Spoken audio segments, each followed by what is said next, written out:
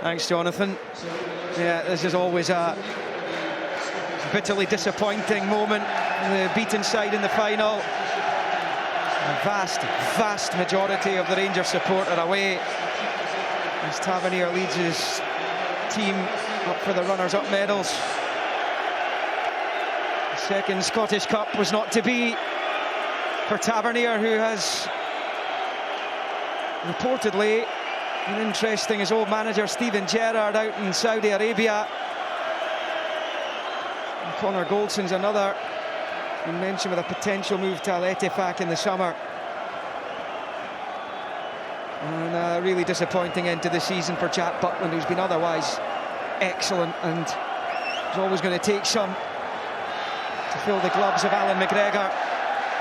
Mike Mulroney there, the SFA president. This is disappointing for the Rangers players, Leanne. This is not how they wanted today to pan out. No, absolutely not. And it's the worst part, you know, having to hang about. Of course, there's an element of respect for your opponent that you wait and for the trophy presentation and whatever else, but they've hung about. They'll have to take their medicine, Rangers. They'll need to look to build and bounce back stronger next season. It'll be a huge change to the Rangers squad over the next couple of months. They've already brought in Jefty, the left back. The Celtic players, though, many of them are used to this situation. They know the protocol. And next up, it's the officials. Nick Walsh must have a sore arm lifting it up to show all those yellow cards today. Not sure if he's got to go home and do all the paperwork now. And they get their little memento of the day. James, how do you think Nick Walsh handled his second Scottish Cup final? Yeah, well, there was a lot of cards shown, but there was a lot of scrappy moments in the game where he had to get involved. It's very stop-start, and I think he's done a good job today. That's been some pairing, those two. Acquiesced beautifully, Brendan Rodgers and Callum McGregor. This time last year, just about, Ange Postecoglou signed off with the treble. That's eluded Brendan Rodgers this time, having done it twice before in his first spell. But it's a double. And as I mentioned during the match, even under Jock Stein, when they won the European Cup, they won 9 in a row, they didn't have this kind of stranglehold on the domestic cup competitions.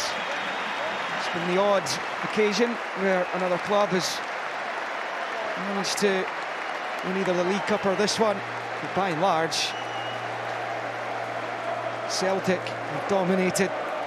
Cameron Carter-Vickers has made such a big improvement to the Celtic defence since he returned from injury. We're not surprised by that when they brought Carter-Vickers, Hatate, McGregor back in for the business end of the season. He's paid the ultimate dividends. He'd only won 3 trebles before Brendan Rodgers arrived at the club for his first spell. It was that penalty shootout defeat to Rangers in the semi-finals that saw the Celtic board push the boat out for Rodgers, who returned to the club. You see Neil Lennon and Scott Brown down there as well. Did this plenty themselves. And Callum McGregor, for the 6th time, will get his hands on the Scottish Cup. This is his 22nd major honour. James Forrest is now just 1 behind Bobby Lennox. Callum McGregor has just gone above his former captain Scott Brown in the roll of honour. But yet again, Celtic have won the Scottish Cup. Yet again.